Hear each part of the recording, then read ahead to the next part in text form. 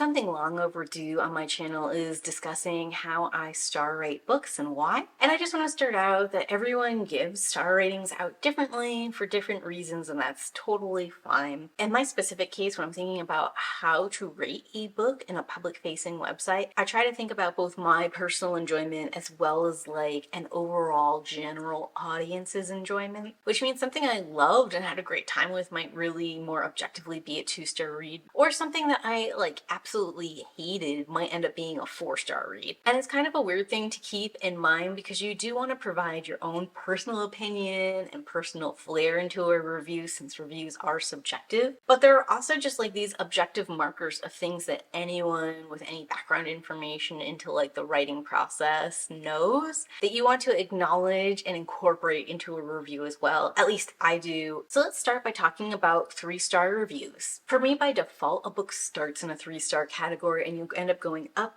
or down stars based off of how you execute an idea. If your book has 3 stars from me, it could mean a wide range of things on whether or not I enjoyed the book or would be reading more from you. It might mean the book was fine to good. Some examples of this is most romances I read end up in a 3-star category. And I'm usually giving them 3 stars because they're pretty tropey, or they're boring, or they have thematic elements that I find a little bit of an issue with, but they're not so distasteful that I mark them down to 2 stars. A lot of my Kindle Unlimited reads end up being in a 3-star category, and this is because they've got some kind of formatting, world building, character development, or grammar that was fine, but not great. Basically, I would have liked to see them do more with it, or go through a formal edit, or look at how their book actually presents on the Kindle, or on my phone, or on an iPad before they publish, but they either couldn't or didn't for whatever reason, so it's fine, I understand, but it's not doing anything that's pushing boundaries or making it excel. Debut authors often get this 3-star pass because it is their first time with a novel, so if they have a lot of shortcomings, as long as I can see that there is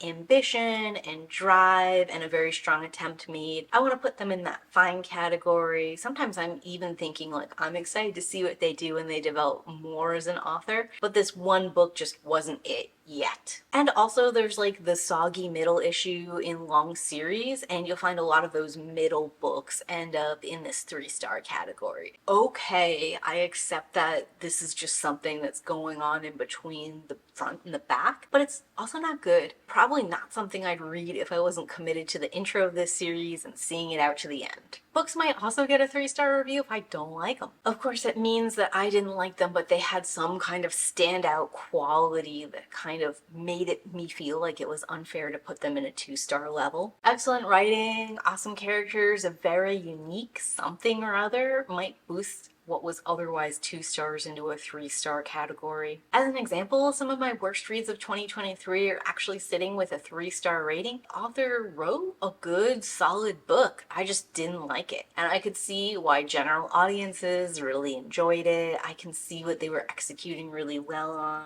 I can see all of this craftsmanship and good storytelling that's there. I hated it, but that doesn't mean it's a bad book. Moving into those 2-star ratings, if a book's in a 2-star review, it's because something in the story went wrong. It's worth mentioning that I might have liked a book that I'm rating 2 stars and still be rating it at 2 stars because there was something so egregious in it I couldn't overlook it even for the good time I had. So a book that I enjoyed but ends up in a 2-star category means that I wouldn't recommend it to a general audience. My 2-star reviews really range a lot because I think giving a book a 1-star review is a nuclear option. So 2 stars could mean bad storytelling, a plot that doesn't make sense, very flat characters, poor thematic choices, problematic elements. It could mean you had incredibly bad spelling and grammar. Usually though, it's a multitude of problems. If it was just 1 or 2 of those things, you probably still ended up in a 3-star range.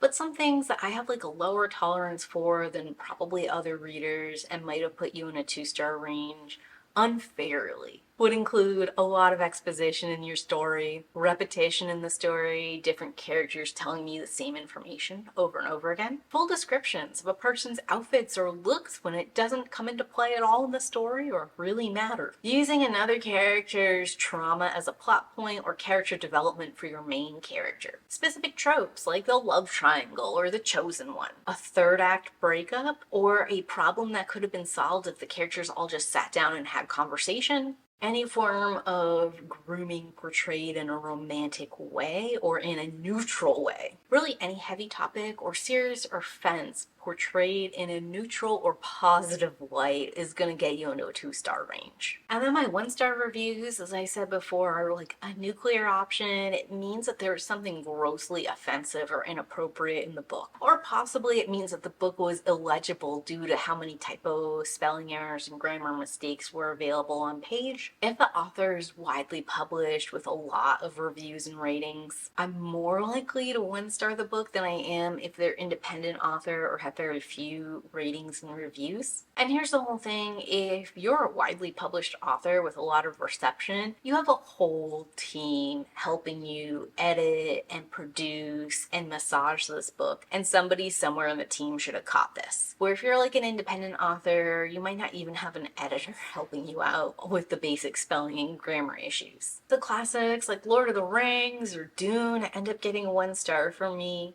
because I did find a lot of them offensive or extremely boring, and they needed more editing, more time to cook. They needed someone stepping in and sort of helping to massage stuff, and they just didn't. To be fair, older works like this, sometimes the style of the time just doesn't match modern sensibilities, so they were good in their time and they're not good now. But here's the thing, I am a modern reader, and when I review something, it is for a modern audience, not for people of the time. So if I don't think it's gonna suit, I'm gonna give it that lower star rating. Or like The Awakening by Nora Roberts. This one I think I gave a 1-star as well, and it's because there's just so much going wrong and so much I know Nora Roberts can do well and just didn't in this book. And I really feel like her team just let her do whatever she wanted, didn't push back enough, and didn't really deliver a high quality product. So many people had to fail this book so egregiously for it to be as bad as it is. I do tend to read like a lot of nonfiction books on Kindle Unlimited, and I will 1-star those if they're factually wrong, if they have been plagiarized. Or like I read a lot of diet and cookbooks, and if say it's like a vegan cookbook and then they mention meat in the recipe, or if it's a keto cookbook and I run the carbs out and I find out it's not actually keto, I will 1-star those too because the recipes are inaccurate to what the title is advertising. So now that we've covered all those negative reviews, what makes a 4-star read? So 4 stars mean the majority of the book worked well. Or it might mean I just had such a good time that I overlooked all of its flaws and I'm putting it up here in 4 stars. I do place some problematic books or books with problematic elements in 4 stars. Generally speaking, I try to acknowledge when I know something is problematic, that it's there and it exists, and you might easily find that so much of a problem you don't want to read this book, or you don't like the book after you're done reading it. Of course, I don't know every issue everywhere in the world, so I'm sure there are some on my 4 and 5-star reads that are troubling. Books that make it into a 4-star read for me usually have distinctive voice, tight pacing, a sense of stakes, a novel concept with heaps of creativity, compelling themes, or thorough exploration of their themes. And then moving into a 5-star rating, this book is perfect. I could find no faults with it. That's not to say that there are no faults. I'm sure other readers feel differently. But when I look at the con sheet, there just isn't anything there, and that's how you end up on 5 stars. It's got to be something that I personally enjoyed when reading, and it has to be a book that I've finished. All these other star ratings could apply to a book I didn't finish, but 5 stars, that definitely means I read the book cover to cover, and it means that there wasn't anything that was laggy or bad, and it probably means that there were elements that were executed at a superlative level. And as a bonus, let's talk about those books that I don't give any stars of any kind to. Could mean a couple of things. It could mean I didn't finish the book and really didn't get far enough in to give it an appropriate rating. It could be a book that has so few ratings and reviews that I felt uncomfortable rating it poorly, even though I didn't like it. it. And lastly, it might be a book that got marked as read automatically on my Kindle Unlimited when I got to the end of it, and then I forgot to go back and give it a star rating. So that's all my thought processes when it comes to how I review and rate books. Hopefully that gives you a little bit more insight when you're listening to my star ratings and reviews and my monthly wrap-ups, and maybe it gets you thinking about how you rate and review as well. Let me know in those comments down below what it means when you give a 3-star review and what you think is the most valuable star rating to see on a book. And as always, keep reading. Bye!